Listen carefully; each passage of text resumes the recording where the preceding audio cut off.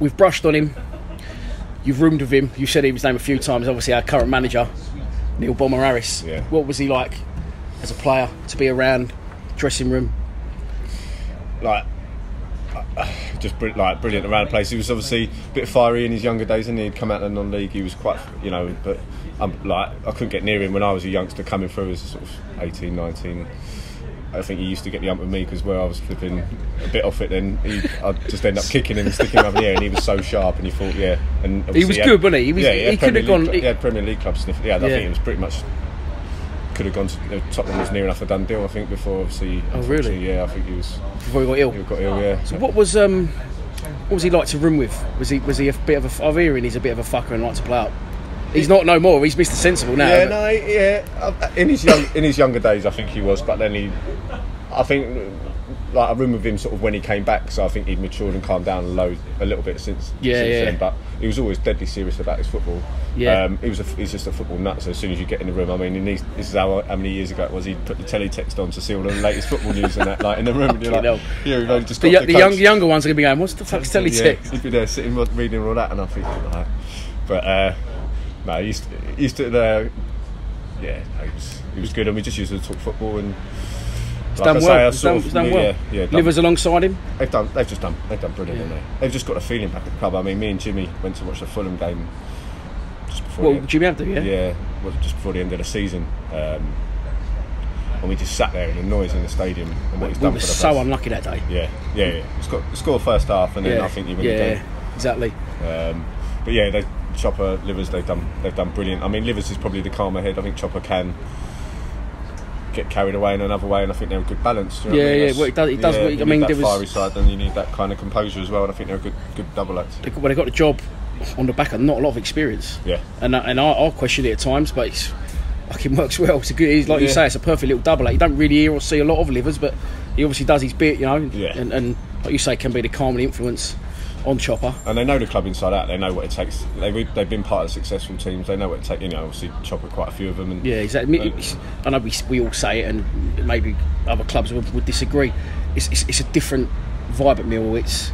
You've got to be part of it to know what it's about, haven't you? You've got to understand the club, haven't you? Yeah. And the mentality of the club, and what there has to be. I think that connection between the fans and the team on the pitch. And I know that's the same with every club, but I just think Millwall's a special case where when you get that togetherness, it just takes the club just like you've seen this year, really, to places where you think, at one point you were thinking, oh no, I was like, this is actually going to happen. I was like, this is actually going to happen here. Yeah. But hopefully we'll kick on next year. On your time at Millwall, who would you say the best player you played? Let's go for the best player you played alongside the centre half. I think my best partnership was probably with Wardy. We played that many games together, and we got on well off the pitch as well. Got on well with Wardy. I know he got a bit of stick, the old Peckham Beckham. Is he still playing at Yeovil? He still play. No, he's now. I think he's playing. I played in a charity game at Hemel Hempstead for the Bertrams a couple of weeks ago, and they were saying that he's playing at Hemel Hempstead now. Him and Lloyd Doyley from. Oh really? Yeah, they're playing. So they're yeah, playing he was a good player, wasn't he? Yeah, he was a good player. Yeah, well, yeah, he got player of the season about 3 years in a row. Yeah. Just to shoot with haircut, people thought he was a bit of a joker, but he's. I know he's brave to wear that, wasn't he? But, to wear it, got off the shelf. He might as well have done, won't he? But some of them, he must look back and think, what the hell? But no, yeah, me and Wardy, yeah. What about manager-wise? Best manager you had played under? I think I'd have to say Kenny, just because. Major captain and what the success we had kind of working together, and just football wise he's doing it at Portsmouth now. He's doing a good job, and football wise he's just excellent. Do you know what I mean? Brilliant. And I think he's just got a lot of respect around the game and knows football inside out. You can talk football and talk sense all day long, Yeah. What about? I mean, there's a lot of games. Wembley game excluded. Yeah. What would you say? There's a few, to be fair. I think obviously the Huddersfield one comes. Yeah. A very close second to that. That was a great night, and it was at the Den. Do you know what I mean? Yeah. It was brilliant. There was a couple of good games that season. I saw one on Twitter the other day where we beat Charlton 4-0 at the Den as well. That was good. He scored the first one. Yeah, he did, didn't he? Yeah. And even the 4-4 at the Valley. I don't know if you heard that one as well. That was an unbelievable game. Then you just look back to things like probably my full debut. We beat Watford 4-0 on my full debut. That was a good day, especially I'd kind of been released by Watford as a youngster, so to then come back and beat them. Yeah, it was nice. It was a nice feeling. So they were all good days, and then even that last one my last game probably when we beat beat Bournemouth 1-0 to stay up on the last day. Yeah. And kind of got carried off the pitch by fans, like obviously buzzing like that we'd stayed up and it was just kind of a not that you'd ever want it to end, but it was kind of like, looking back now, it's probably like a good timing and probably the right way to end, if you know what I mean. Yeah, they're a lively bunch. Yeah, they are. Great fans. So you eventually left the club. Obviously, it was forced upon you. Was it forced? I'm not sure. Yeah, it was pretty clear I was never gonna be part of Holloway's plans. Yeah. Can't say it. I'll bleep that out. Sorry, go on. You know what I mean. I was never going to be part of his plans. So tough to take. It was tough, yeah, because it was all I'd known really as well. Yeah, it was all I'd loved, and I'd been there for so long. But like I said as well, I still thought I had some football left in me, so I still wanted to carry on playing. So it's a difficult balance between, should I stay, maybe move into another role at that age, or keep playing? And so I decided to Portsmouth was a great opportunity that came along. So I went down there really, and to be honest, kind of similar clubs in a certain way. Do you know what I mean? But not quite as nutty as Millwall, not quite as, but similar clubs, and it was kind of a good fit at that time. It must be so. Like, it must be obviously like any job you're doing. You're in one place, same day in, day out, and then you've got to move. I hate change personally or anything. Do you know what I mean? It's like your first day at school and everything. My mum and dad sold their house recently. I couldn't deal with it. I hated it. I just don't like change. So it must have been tough to make that change, especially tough. when you get such a connection with one club. But I said at the beginning, just in my head, you're a one-man club, but you've gone on Wimbledon. You've become, you've almost done again their club. You've done ours. No, it was brilliant at Wimbledon. As in good 3 years I've had there. Do you know what I mean? Good club, good people.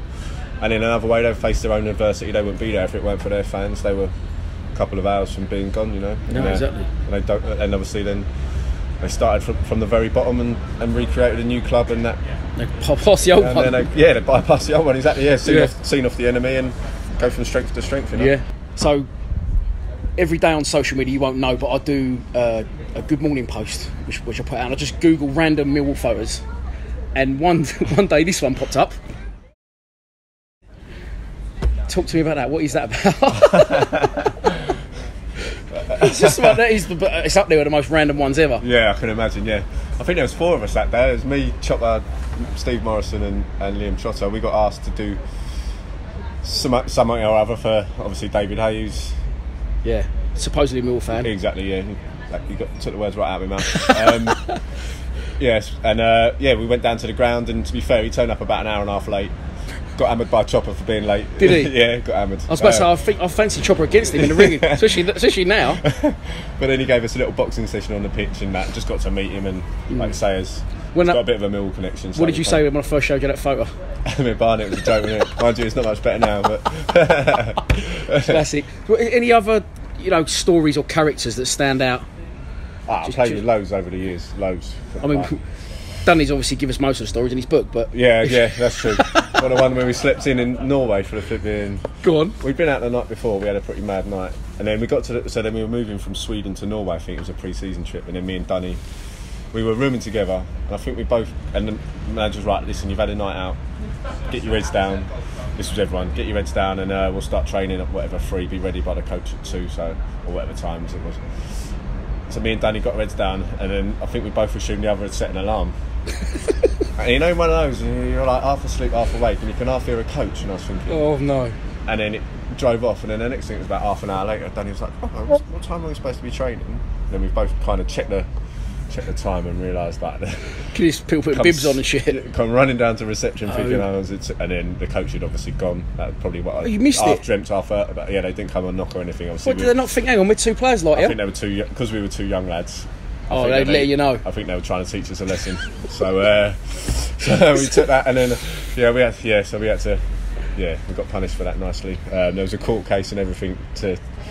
We were put on trial amongst the lads, so we had. Oh really? Yeah. It was a bit of banter, and it was in a way, and it kind of wasn't. It wasn't until you got the bill. Then we got it was pretty serious. Like your mate Warner, like they were trying to make us like flipping waiters for butlers for the day almost. We had to flipping serve everyone their food, and Tone wanted us to have an orange in our mouth. We stopped at that point. Do you know what I mean? We weren't going to go that far. Gimps for the day, I think they call it. So yeah, you're thinking, here we go. Like, I bet you weren't late again. No, we weren't late again. Well, it's one of those as well. You think, flipping, like as a young lad, you kind of think, that's it. I'm done. Like I'm done now. Yeah, you shit your pants. It's like you say, like it don't matter you're a footballer or what. I used to be on a building site. You're late. You fucking shit yourself. Trying to think of any excuse you can pull out the bag. Yeah. But if you're already in the hotel and in bed, there's no real excuse. It's like there. First pre-season trip when I'm flipping done this. You think, it's all game over. So that is it for another Lions Lounge. I'd like to thank Paul Robinson for his time. I speak for not only myself but every Millwall fan. You give us some unbelievable memories. Top man, Dad. Appreciate it. That. Cheers, mate. Thank you.